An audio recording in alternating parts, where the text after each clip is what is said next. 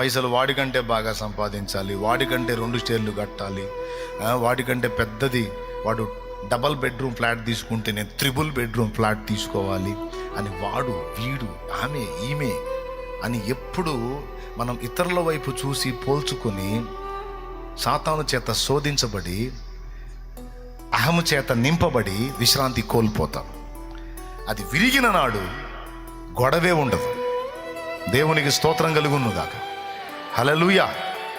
దేవుడు నాకు ఇచ్చేటప్పుడు నాకు ఇస్తాడు, నన్ను ఎత్తేటప్పుడు ఆయనే ఎత్తుతాడు. ఇచ్చినా ఇవ్వకపోయినా నాకున్నంతలో నేను ప్రశాంతంగా మనుగడ సాగిస్తాను. ఎందుకంటే చెప్తా వినండి, ఎందుకు అవి లక్ష్య పెట్టొద్దు, ఆ విషయంలో విరిగిపోండి అని నేను అంటున్నానంటే, భూమి మీద మానవ జీవితం అంతా కూడా ఒక కళ లాంటిది, ఒక భ్రమ లాంటిది.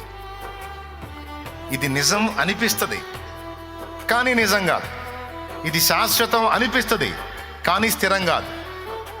అనిపిస్తుంది కాసేపు కానీ స్థిరం కాదు. ఇది ఎలాంటిదంటే, భ్రమ అంటే మీకు చూపిస్తాను. రోడ్డు మీద హైవేలో ఎండవేళ పోతున్నప్పుడు,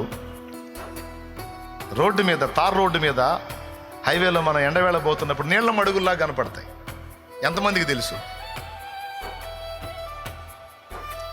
పర్ఫెక్ట్ కనపడిద్దా కనపడదా? నీళ్ల మడుగులా కనపడదా? నిజంగా అన్న నీళ్ల మడుగులాగే కనపడిద్ది, ఉన్నట్టే కనపడిద్ది. దానిలో చేతులు ఎత్తండి.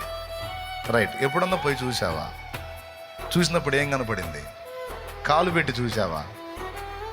అంటకపోయిద్ది, ఏముండదు ఆ నీళ్ళు.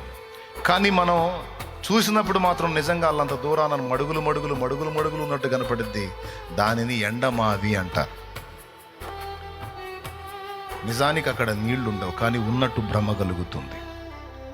ఈ భూమి మీద విర్రవీగినోళ్ళు, మిడిసిపడ్డోళ్ళు, నడమంతరంగా మిడిమేళంగా ఊరేగినోళ్ళు ఏరాయా? ఏమయ్యా? వాడట్టన్నాడు, ఈడట్టన్నాడు, వాడట్ట ఈడిట్ట, ఆమట్ట ఏమిట్ట, ఏమట్ట ఆమట్ట అన్నోళ్ళందరూ ఏరి. ఎవడు ఎగిరిపడ్డా ఆవిరి కోసమేగా, ఎండమావేగా.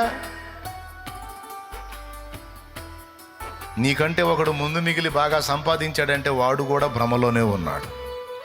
వాడు సంపాదించాడని ఫీల్ అవుతున్నావు అంటే నువ్వు కూడా భ్రమలోనే ఉన్నావు.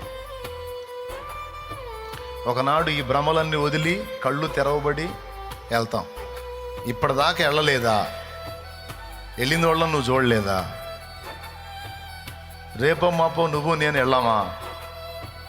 ఇది కదా వాస్తవం.